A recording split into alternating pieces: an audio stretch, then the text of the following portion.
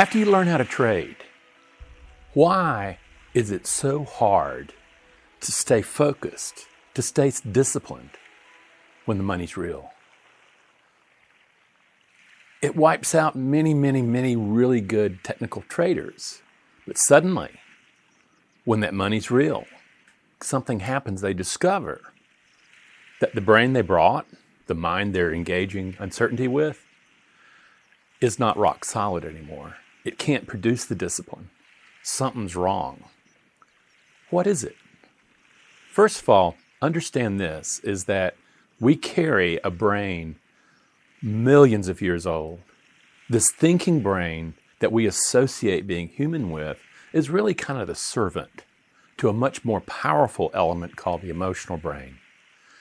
And unfortunately, it got designed not for trading. It got designed for survival when we were on the African savannas, when we were in caves, and there was a lot of danger around us. Matter of fact, it became very biased to assume danger even when there wasn't any there. It aided and abetted us to become the species that we are that have dominated the world. However, as successful as that is, when we took that brain, so successful at survival in a very primitive world, and brought it into the world of probability, of trading, it found itself in its worst nightmare. Your brain is organized to be right. It wants to survive. It wants to control the environment, control outcome. It wants to make things happen right now. It doesn't want to be wrong, because being wrong back then meant that you were somebody else's meal. We don't want that. And it got to the point where it could really predict movements and things like that. It was really useful for things like weather, things like hunting, when are the animals going to show up. However, we take that same thing and assume that it's going to work in trading, but it's a completely different model. So we're asking our brain to do something that it's just simply not equipped to do. That's the way it works. Now, the question is, if you understand that it's just simply responding to threat, your brain doesn't know about money. It sees money as a symbolic representation of power, the ability to control outcome, the ability to make things happen, the ability to be safe, okay? And never be wrong. So if you get it, okay, that's what the brain's built to do. You put it in trading where you don't have control over outcome, where everything is in fact pretty random. You see small patterns within that randomness, but you're going to be wrong a lot. And every time you do that, every time you're wrong, you take a loss. What happens is you're triggering ancient emotional patterns that perceive that loss as a threat. And what is it going to do? Fight, flight. It's either going to try to flee, avoid. If you've ever tried to get in a trade but just simply found, I want more confirmation, you've experienced flight, avoidance. If you've ever gotten to the green finally and then taken your profits right then, that's it too. It's scared that it may not reach. It could lose. Oh my God, in losses, it's not loss of money, it's loss of life. Then, okay, you've got that. Or it could fight. I took a loss. I'm going to get it back. I'm going to beat that animal up, beat the markets up, crazy. But that's true. Revenge trading. Or I'm going to aggressively go in there and I'm going to make things happen. Okay? That trait was really good for a group of guys going out and hunting down a woolly mammoth where life was pretty dangerous and you had to really believe. But if you brought down the woolly mammoth and you fed the community, you got great status. You were respected. And you also had first in the breeding rights for perpetuation of the species. Strong drivers. You can also understand how alphas come in there, they want to make things happen, they want to be in control. And then what they do is they get into trading where there is no control and blow up. They blow up accounts. So that's what you're up against. You're up against this brain that has created patterns that were intended to keep us safe, alive another day by just knocking out losing and having to control the outcome. Okay? And then, it was a way of identity too, because you had status if you make money. And yet what you discover in trading is the goal is not making money. The goal is performing. And that leads us into, if we understand that this is an evolutionary problem, we have an evolutionary psychology that just simply isn't up for trading. How do you go about retraining that brain so that it can engage uncertainty with a disciplined, impartial mind? Well, the first thing is you have to understand what an emotion is. It's not psychological.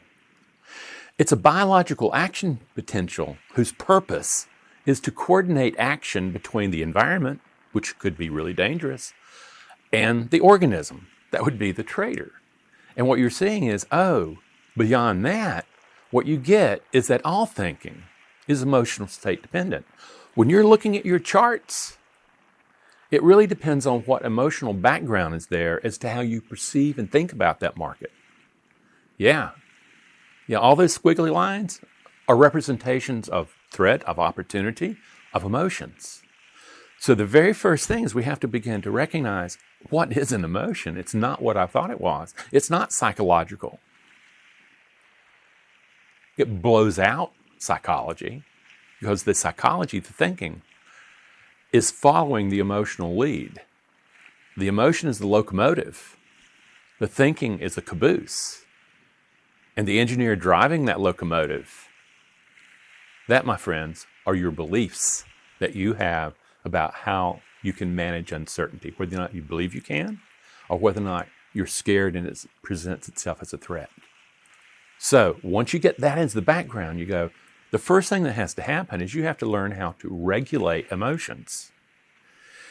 Fortunately, emotions are biological action potentials. Therefore, you can alter the emotion simply through altering the way the body is handling the situation. That's why breathing, diaphragmatic breathing, bellows breathing is the first thing I teach.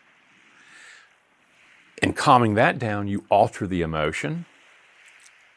When you're having problems, my promise to you is what's happening is that the emotion is threatened and it's either attack or avoid. So what you're doing, you're saying, by breathing and breathing alone, I can actually get that emotion to calm down. Yeah, so that it doesn't wipe me out. Yeah, so you have a hope of being disciplined and actually trading your plan. Now, beyond that though, there's more.